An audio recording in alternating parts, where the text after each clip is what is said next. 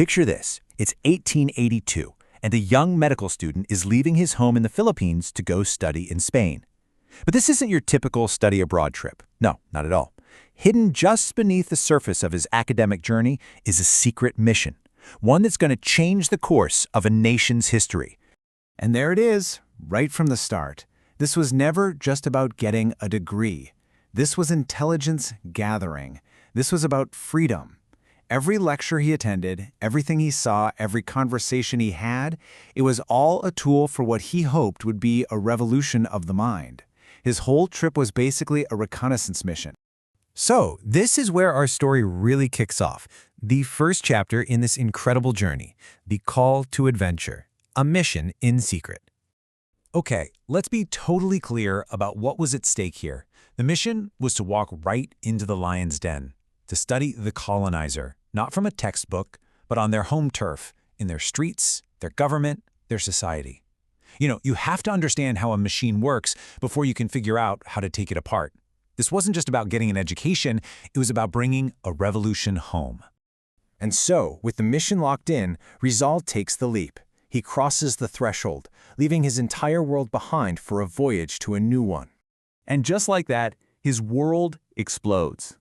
Try to imagine it. He leaves Manila on May 3rd, traveling under a fake name, Jose Mercado. A week later, he's in Singapore, just blown away by the botanical gardens. Then, he hops on the Gemna, the ship that's buzzing with people from all over the world, where everyone's speaking French. He sees Ceylon, crosses the Indian Ocean, goes to the Suez Canal, hearing this incredible mix of Arabic, Greek, and Italian. This entire 45-day trip was his first totally immersive classroom. So he finally lands in Barcelona, and it's this amazing moment, right?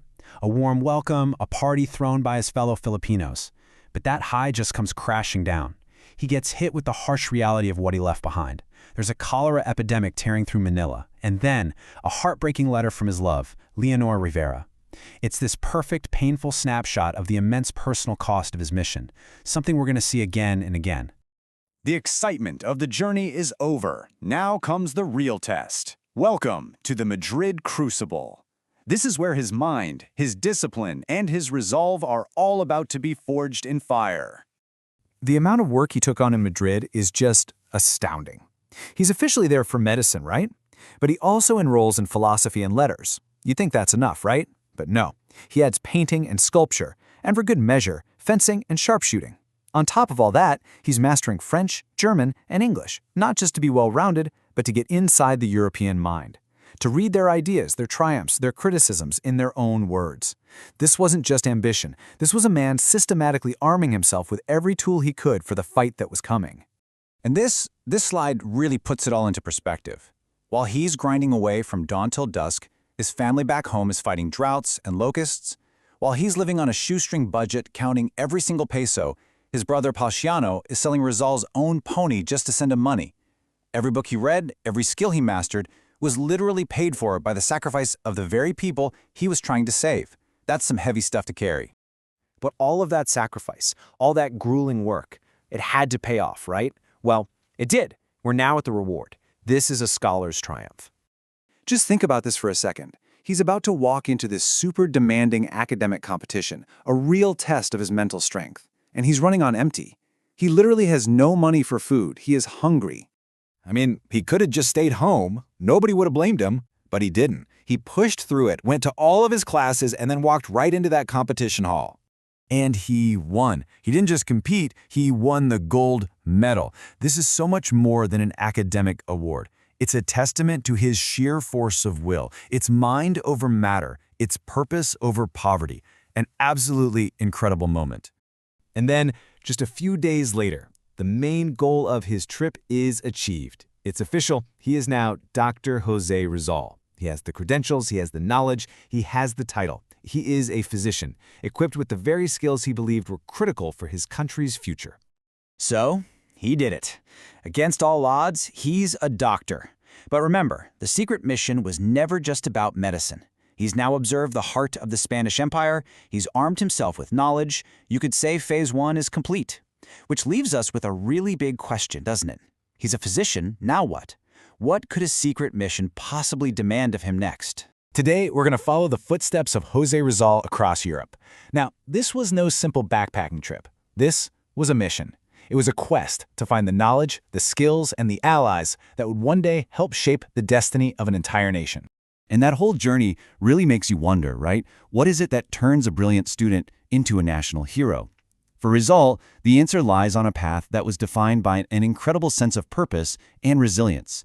And it all started to come together in the heart of Spain. So, our first stop is Madrid. This is where the young scholar's path really takes a sharp, decisive turn.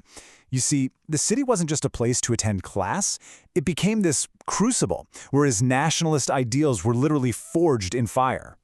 And this was the spark. In 1884, massive student protests just exploded after a liberal professor was kicked out. For Rizal, this wasn't just some campus drama. He was seeing, right in front of him, the epic clash between free, new ideas and old, rigid authority.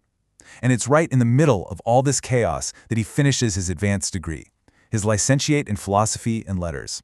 He was arming himself not just with a degree, but with a cause. So after Madrid, Rizal enters this whole new phase. He wasn't just, passively absorbing knowledge anymore. No, he was actively hunting for it, sharpening his intellect in the great cultural and academic hubs of Paris and Heidelberg. And you can really see the two sides of him developing here. I mean, look at this. On the one hand, in Paris, you've got the super-focused specialist training to be an eye doctor. But then on the other hand, in Heidelberg, he becomes the classic university student.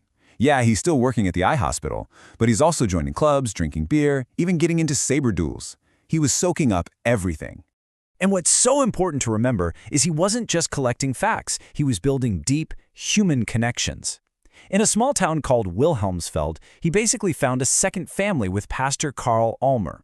And it was from Germany that he fired off his first letter to Professor Ferdinand Blumenfrit, an Austrian scholar who would become his most trusted friend and confidant for the rest of his life. Okay, so this brings us to the next stage of his mission. Rizal starts moving strategically through Germany. He's not a tourist. Think of him as someone consciously, carefully, building a network of some of the greatest European minds of his time. You can actually see his game plan right here. So why these guys specifically? Well, in Leipzig, he sought out geographers and historians, people who could help him understand how nations are built.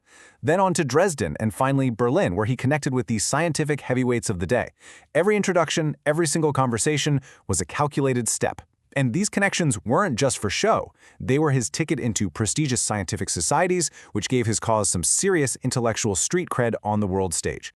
And get this, even while he's diving deep into European science, he never ever lost sight of home.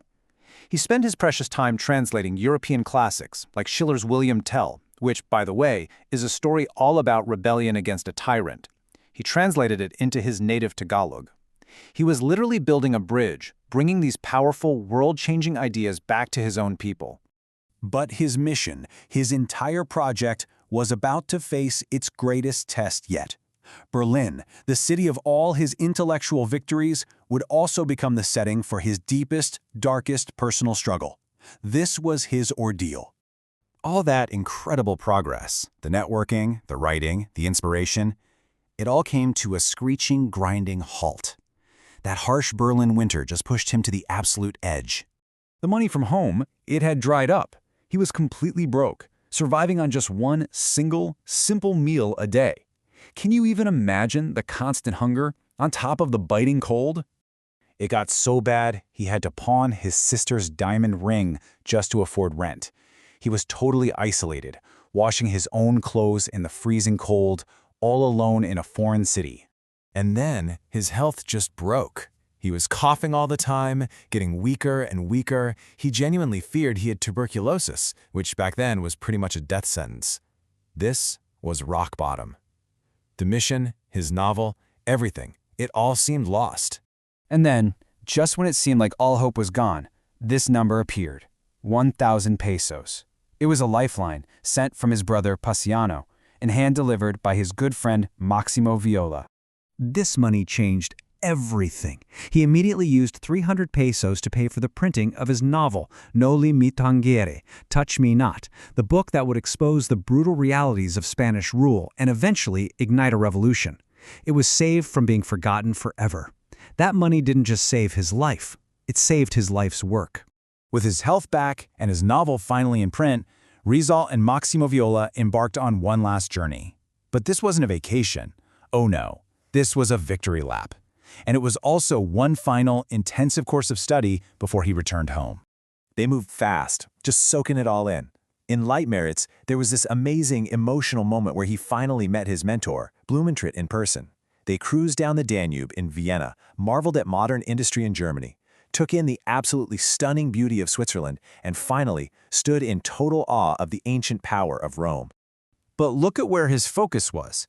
This chart really breaks it down. His attention wasn't just on casual sightseeing. This was a systematic observation. Every museum was a lesson in national culture. Every government building was a lesson in politics. Every factory, like the doll makers in Nuremberg, was a lesson in industry. He was gathering the final pieces of the puzzle he wanted to build for the Philippines. And so, as he got ready to sail home from Italy, this quote just perfectly captures the essence of his entire journey. He had survived poverty and sickness, built an international network, and published a masterpiece. The man who left Europe was not the same man who arrived. He was now carrying a clear and powerful vision for his nation. So, let's go back to that question from the beginning. What turns a student into a hero? Well, Rizal's story seems to tell us it's this incredible mix of knowledge, hard-won experience, and a purpose you refuse to let go of, which really just leaves one last question. And it's not for him, it's for us. What vision would you fight for?